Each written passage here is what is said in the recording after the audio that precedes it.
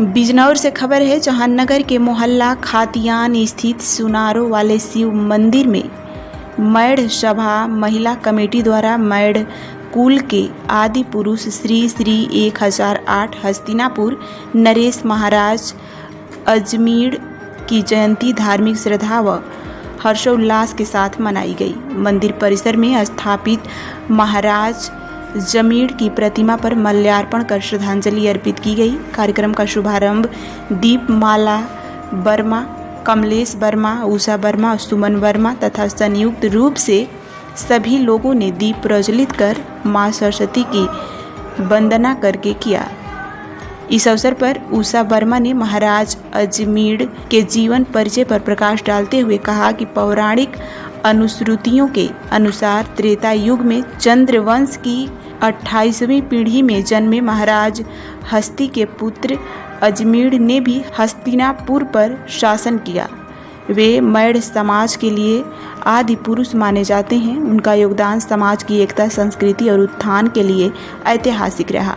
कार्यक्रम के दौरान समाज की वरिष्ठ महिला उर्मिला वर्मा को महिला कमेटी की ओर से शाल ओढ़ाकर सम्मानित किया गया। कार्यक्रम में बड़ी संख्या में समाज की महिलाओं ने भाग लिया और आयोजन को सफल बनाया। जयंती समारोह के माध्यम से समाज में संस्कार, एकता और ऐतिहासिक विरासत के प्रति जागरूकता का संदेश दिया गया। जनपद बिजनौर के धामपुर में कालागढ़ रोड स्थित धामपुर सिटी हॉस्पिटल में डॉक्टर हिमांशु दत्त के सौजन्य से रक्तदान शिविर का आयोजन किया गया। कार्यक्रम में मुख्य अतिथि के रूप में डॉक्टर योगी गौतम नाथ जी महाराज ने भाग लिया। डॉक्टर नाथ जी महाराज ने शिविर का फीता काटकर उद्घाटन किया और रक्तदान को जीवन का सबसे बड़ा दान बताते हुए कहा कि नाथ संप्रदाय के हर मठ से समय समय पर रक्तदान शिविरों का आयोजन किया जाता है। इन्होंने हर सफल आयोजन के लिए डॉक्टर हिमांशु दत्त और चौधरी अरुण प्रताप सिंह एडवोकेट के प्रयासों की सराहना की। उद्घाटन के बाद सुभाष चौक धामपुर रोडवेज से पद यात्रा प्रारंभ हुई, जो नगीना चौक धामपुर सिटी हॉस्पिटल RSM चौक होते हुए परी गार्डन तक पहुंची, जहां महाराज जी का नगर में भव्य स्वागत किया गया। कार्यक्रम के आयोजक डॉक्टर हिमांशु दत्त ने बताया कि डॉक्टर योगी गौतम नाथ जी महाराज उनके कॉलेज के सहपाठी और रूममेट रहे हैं। दोनों ने Shri Guru Nanak Dev homeopath medical college में BHMS की शिक्षा प्राप्त की। उन्होंने यह भी कहा कि महाराज जी में कॉलेज जीवन से देशभक्ति और हिंदुत्व की गहरी भावना रही है। कार्यक्रम में मुख्य संयोजक चौधरी अरुण प्रताप सिंह ने कहा कि महाराज जी का मार्गदर्शन आज के युवाओं में राष्ट्रभक्ति और सामाजिक सेवा का संचार करेगा। इस मौके पर अखिल भारतीय विद्यार्थी परिषद के संगठन मंत्री सत्येंद्र सिंह समेत अनेक गणमान्य लोग व युवा नेताओं ने भाग लिया और रक्तदान का मानव सेवा का संदेश दिया। नमस्कार सभी धामपुर वासियों का हम बहुत ही हृदय की गहराई के साथ बहुत बहुत आभार एवं अभिनंदन व्यक्त करते हैं। धामपुर में आके हमें बहुत ही अच्छा लगा है और धामपुर वासियों ने हमारा बहुत ही जो है हृदय के साथ, भाव के साथ बहुत ही जो है मान सम्मान किया है। और हमने देखा है कि धामपुर वासी जो है बहुत ही सनातन धर्म, नदियों, उपवनों और जो है पूरी गौशाला, गौ माताओं के लिए बहुत ही ज़्यादा जो है प्रेरित रहते हैं। हमें देख के बहुत ही खुशी हुई है। और धामपुर में हमें अपने जो डॉक्टर हिमांशु दत्त हैं, इनके द्वारा जो आयोजित प्रोग्राम हुआ था, इसमें एक बहुत ही भव्य जो है सभी इनके साथियों के द्वारा जो है एक भगवा यात्रा और रक्तदान शिविर का जो है इसमें आयोजन किया गया। और उसमें जो है हमने भी और सभी भक्तजनों ने और इनके अपने जो साथी थे सभी ने जो है रक्तदान किया। और रक्तदान जो होता है महादान तो है, लेकिन जीवन दान भी है। किसी को जो है जीवन देना, इससे बड़ा दान हम तो समझते नहीं, क्योंकि जो है किसी को जीवन देना। और हमारी तो जो परंपरा रही है, नाथ संप्रदाय की जो परंपरा रही है, जिस गद्दी से हम जुड़े हैं, नाथों के नाथ श्री गुरु गोरखनाथ बाबा मस्तनाथ जी की गद्दी से, हमारे गुरु, पिता गुरु, दादा गुरु और अनेकों हमारे महंत जो हैं सदियों से जो है इसको रक्तदान शिविर को लगाते आ रहे हैं। मस्तनाथ यूनिवर्सिटी में, विश्वविद्यालय में और अपने हॉस्पिटल में। अभी हमने बहुत बड़ा प्रोग्राम किया है यहाँ पे अपने जो जहाँ से आदरणीय गुरुदेव जो है MLA है तिजारा में, वहाँ पर भी जो है बहुत लोगों ने जो है रक्तदान किया। और हम एक वार्षिक जो बड़ा समारोह करते हैं हमारे दादा गुरु महंत संत शिरोमणि चांदनाथ जी के उसमें पुण्यतिथि पर हर वर्ष बहुत बड़ा जो है प्रोग्राम करते हैं रक्तदान का, क्योंकि हमारे गुरुदेव का पीरों का सभी योगी योगेश्वरों का यही मानना रहता है कि जो रक्तदान है इससे बड़ा कोई जो है पुण्य नहीं होता है। रक्तदान से कई सारे फायदे भी हैं, जैसे नई कोशिकाएं शरीर में आ जाती है और दिमाग में ये रहता है कि बॉडी जो है दिमाग से चलता है, पूरा बॉडी को कंट्रोल ही दिमाग है, तो पूरा जो है उसमें अच्छा मन फ्रेश होता है। और हृदय के लिए भी बहुत रहता है। फ्री में जो है चेक जाते हैं, सारे चेकअप हो जाते हैं, कोई दिक्कत तो नहीं है शुगर वगैरह वगैरह का और सारे ग्रुप का इसका। और इम्यूनिटी भी जो है अपना जो है बूस्टर होती है और कई सारे जो है इसके बहुत सारे फायदे हैं। हमने तो यही संकल्प लेने के लिए कहते हैं सबसे कि रक्तदान का प्रत्येक सनातनी और प्रत्येक भारतीय वासी ये प्रण ले कि हर साल में महीने 2 महीने में जब भी हो सके जो है समय लगे अपने आसपास। और इम्यूनिटी भी जो है अपना जो है बूस्टर होती है और कई सारे जो है इसके बहुत सारे फायदे हैं। हमने तो यही संकल्प लेने के लिए कहते हैं सबसे कि रक्तदान का प्रत्येक सनातनी और प्रत्येक भारतीय वासी ये प्रण ले कि हर साल में महीने 2 महीने में जब भी हो सके जो है समय लगे अपने आसपास। पीलीभीत जनपद में भारतीय किसान यूनियन चढ़नी गुट के जिला अध्यक्ष रंजीत सिंह कहलो पर हुए जानलेवा हमले के विरोध में पिछले 4 दिनों से चल रहा किसान आंदोलन आज समाप्त हो गया। धरने का समापन भारतीय किसान यूनियन चढ़नी के राष्ट्रीय अध्यक्ष सरदार गुरनाम सिंह चढ़नी की मौजूदगी में हुआ। बताया गया कि जिला अध्यक्ष रंजीत सिंह कहलो धान क्रय केंद्रों पर हो रहे भ्रष्टाचार के विरोध में धरने पर बैठे थे। इसी दौरान उन पर हमला हुआ।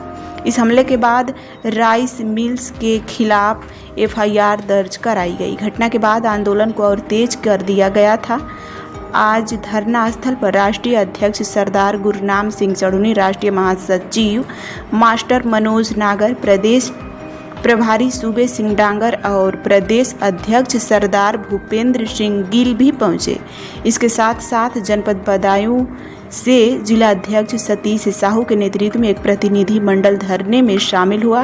राष्ट्रीय अध्यक्ष की मौजूदगी में प्रशासन हरकत में आया। जिलाधिकारी व ASP मौके पर पहुंचे और संगठन की सभी मांगे मानते हुए निष्पक्ष जांच व दोषियों पर कड़ी कार्रवाई का आश्वासन दिया। इसके बाद सरदार गुरनाम सिंह चढ़नी ने आंदोलन समाप्त करने की घोषणा की। इस धरना और आंदोलन ने एक बार फिर दिखा दिया कि किसानों के साथ अन्याय और भ्रष्टाचार के खिलाफ आवाज उठाने पर संगठन एकजुट होकर मैदान में उतरने को तैयार है। जनपद बिजनौर के नजीबाबाद हरिद्वार हाईवे पर सहारनपुर के पास बीती रात एक बड़ा हादसा होते होते टल गया, जब एक डीजल टैंकर में अचानक आग लग गई। आग लगते ही हाईवे पर अफरा तफरी मच गई और लोग सुरक्षित स्थानों की ओर भागने लगे। प्राप्त जानकारी के अनुसार टैंकर देहरादून जा रहा था। रास्ते में अचानक शॉर्ट सर्किट के कारण टैंकर के अगले हिस्से में आग लग गई, जो कुछ ही पलों में भयानक रूप ले लिया। आग की तेज लपटों ने पूरे इलाके में दहशत का माहौल पैदा कर दिया। सूचना मिलते ही फायर ब्रिगेड की टीम मौके पर पहुंची और कड़ी मशक्कत के बाद आग पर काबू पाया गया। गनीमत रही कि टैंकर चालक ने सूझबूझ दिखाते हुए समय रहते टैंकर से कूदकर अपनी जान बचा ली, मगर टैंकर के पिछले हिस्से तक आग पहुंच जाती, जहां डीजल भरा हुआ था, तो भीषण विस्फोट और बड़ी जनहानि की आशंका थी। मौके पर पहुंचे CO नजीबाबाद नीतीश प्रताप सिंह ने पुलिस बल के साथ घटनास्थल का निरीक्षण किया और सुरक्षा व्यवस्था का जायजा लिया। पुलिस ने टैंकर को हाईवे से हटवाकर यातायात बहाल कराया।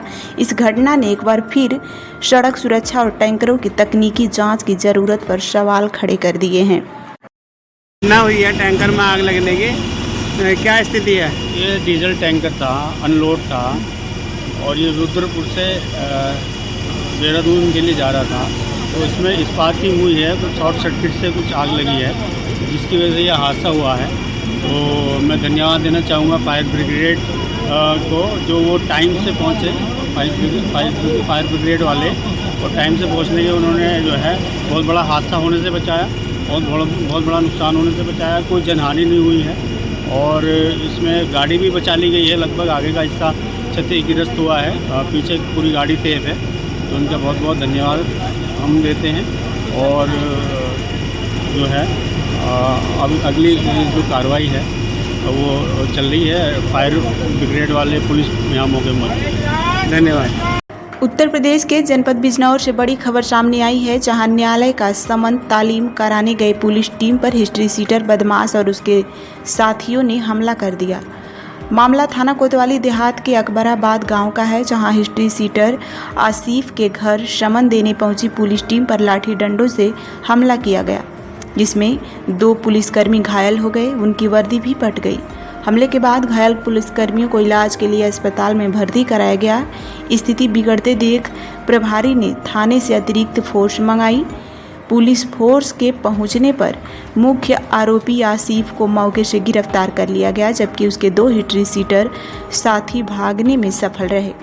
घटना को लेकर नगीना सीओ अंजलि चतुर्वेदी ने जानकारी दी कि अकबराबाद चौकी की पुलिस टीम जब आसिफ को समन तालीम कराने पहुंची तो उसके 2 साथियों ने पुलिस टीम से अभद्रता की और मोबाइल से वीडियो बनाकर दबाव बनाने लगे। जब पुलिस ने रोका तो पहले मनाने की कोशिश की गई, लेकिन बात नहीं बनी तो बाद में हमला कर दिया गया। पुलिस ने हमलावरों के खिलाफ गंभीर धाराओं में मुकदमा दर्ज कर लिया है। फरार आरोपियों की तलाश में दबिश दी जा रही है। यह घटना कानून व्यवस्था को चुनौती देने वाली है, जिस पर पुलिस प्रशासन ने सख्त रुख अपनाया है।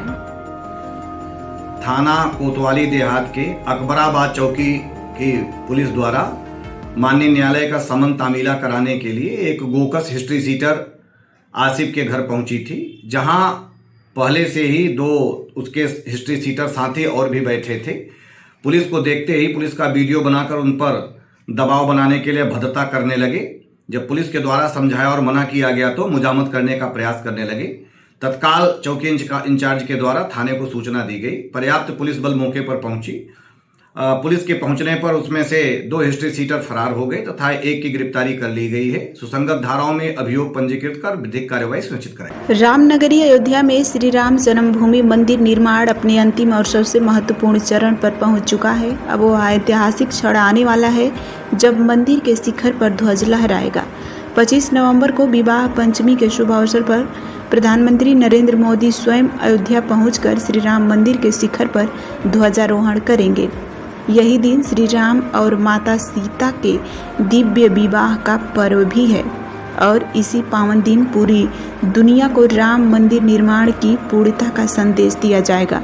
राम मंदिर ट्रस्ट के कोषाध्यक्ष गोविंद देवगिरी महाराज ने बताया कि ध्वजारोहण से पहले मंदिर परिसर में 5 दिनों तक विशेष धार्मिक अनुष्ठान आयोजित होंगे। वैदिक आचार्यों के सानिध्य में पूजा हवन और भजन संध्या के कार्यक्रम होंगे। उन्होंने बताया कि मंदिर के शिखर पर लहराने वाला ध्वज 22 फीट लंबा और 11 फीट चौड़ा होगा, जो पूरी दुनिया केसरिया रंग का होगा, जो पूरी तरह केसरिया रंग का होगा। ध्वज पर रामायण कालीन कोबेदार वृक्ष, ओमकार और सूर्य का पवित्र चिन्ह अंकित होगा, जो धर्म, शक्ति और सत्य के प्रतीक माने जाते हैं।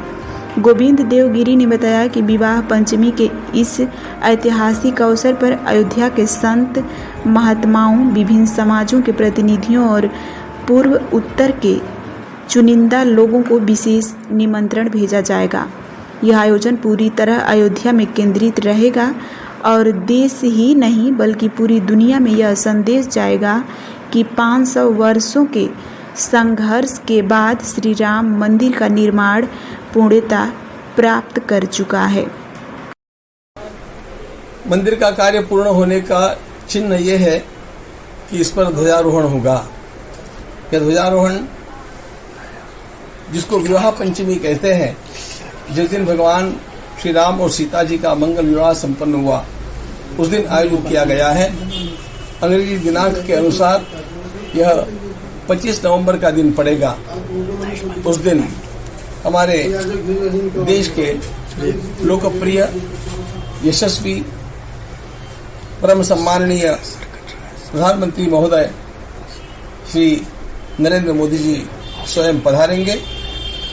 उनके साथ साथ पूज्य सरसंघ चालक जी, डॉक्टर मोहन भागवत जी भी पधारेंगे और इनके हाथों से शुभ कर कमलों से ध्वजारोहण का यह कार्य संपन्न होगा। ध्वजारोहण के इस कार्य के लिए 5 दिन तक यहाँ पूजा विधान चलेगा और उस पूजा विधान में हमारे यहाँ भगवान रामलला और राम परिवार के जो मंदिर हुए हैं उनके साथ साथ जो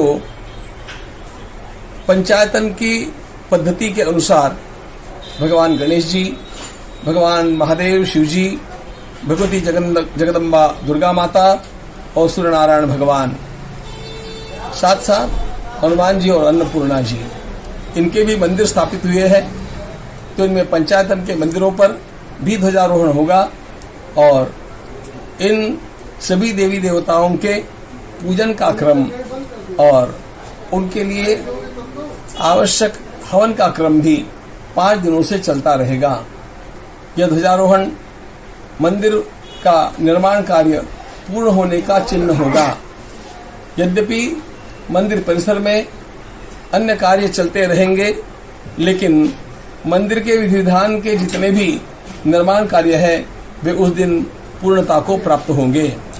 उसके पश्चात वहाँ बनने वाला कार्यालय, वहाँ बनने वाला सभागृह आदि काम चलते रहेंगे, लेकिन मंदिरों का कोई कार्य अवशिष्ट नहीं रहेगा। हमने इस कार्य को, ध्वजारोहण के इस कार्य को पूर्वी उत्तर प्रदेश के लिए सीमित कर दिया है। यह कार्य अयोध्या में केंद्र रख करके होगा। अयोध्या सेंट्रिक यह उत्सव होगा, यानी बाहर के कोई भी इसमें सहभागी होने की संभावना नहीं है। यहाँ पर अयोध्या के सारे ही जो अनेक प्रकार के समाज के प्रतिनिधि हैं, सारे साधु संत महात्मा हैं अयोध्या जी के, फिर अवध जनपद के और उसके पश्चात पूर्वी उत्तर प्रदेश के, इन सबको सहभागी किया जाएगा और यह समारोह अपने आप में एक अत्यंत मंगल समारोह होगा, ऐसा हमारा विश्वास है।